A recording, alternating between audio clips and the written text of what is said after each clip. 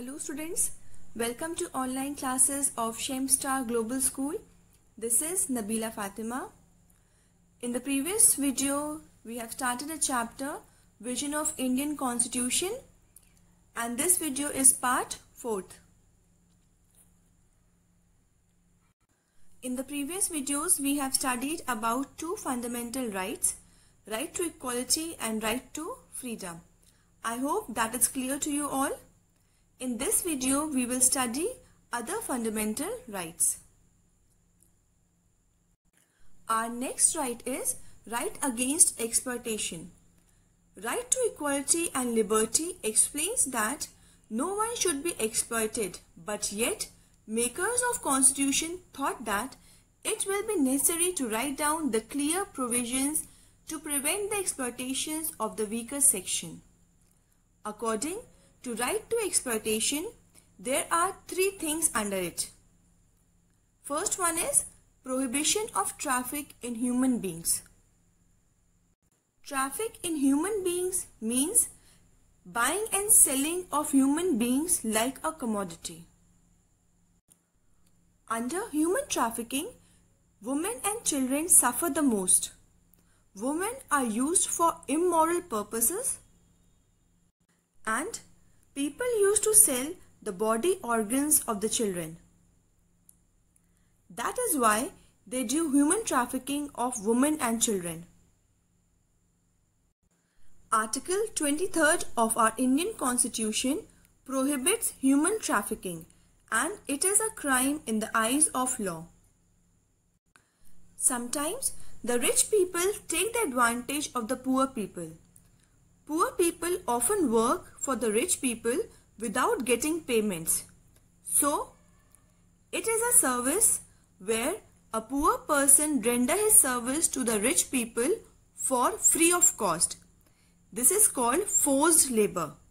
Sometimes these persons work for rich people throughout their lives. This is also known as bonded laborers. Article 23 of our Indian Constitution prohibits forced labor, work without payment or begar system. Now, this is considered as a crime in the eyes of law. Last is prohibition of child labor. Poverty and unemployment level are so high in India that sometimes poor children are forced to work. Because of child labor, they lack normal childhood. They don't go to school. They suffer from various diseases, lack of adequate nutrition, and they also get less amount of money for their jobs. Under Article 24 of Indian Constitution, children below the age of 14 years now cannot be employed in a factory or mine. Our next right is right to freedom of religion. India is an example of unity in diversity, or it is a mixture of various cultures, communities, identities and religion. So, in such a scenario, it became important that all these identities, communities, cultures are equally accepted and protected. And right to religion guarantees religious freedom to all the citizens of India. Our preamble says that India is a secular state. Here, secular means that there should be impartiality towards all religion. All religion should be treated equally. There should be no state religion.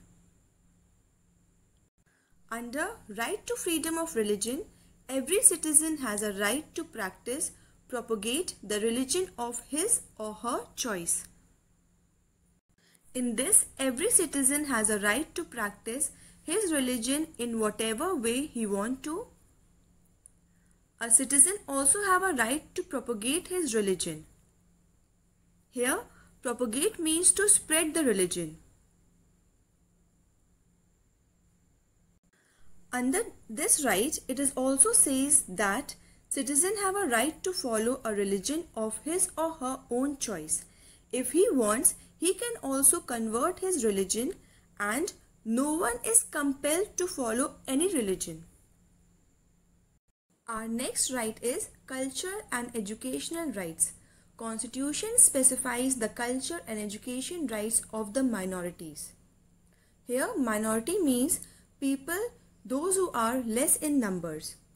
They have the right to preserve their language, script and culture. All minorities have the right to establish and administer educational institutions of their choice. The state shall not discriminate against such institutions while granting aid on the ground that they are managed by the religious community. Our next right is right to constitutional remedies.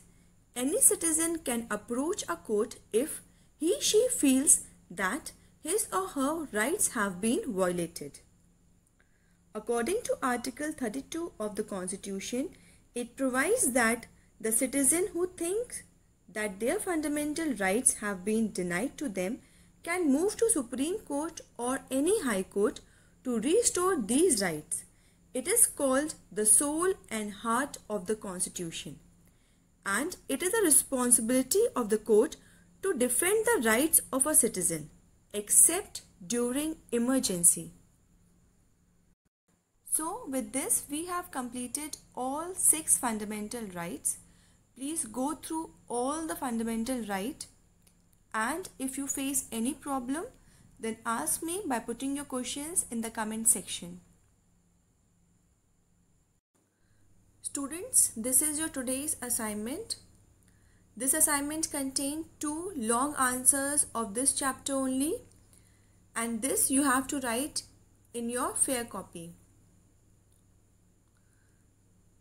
This is question number 4.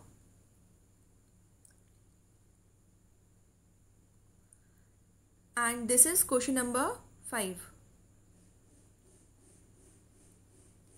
Till here is question number 5. Pause the video, write the answers carefully in your fair copy and send me in the form of PDF in Google Classroom.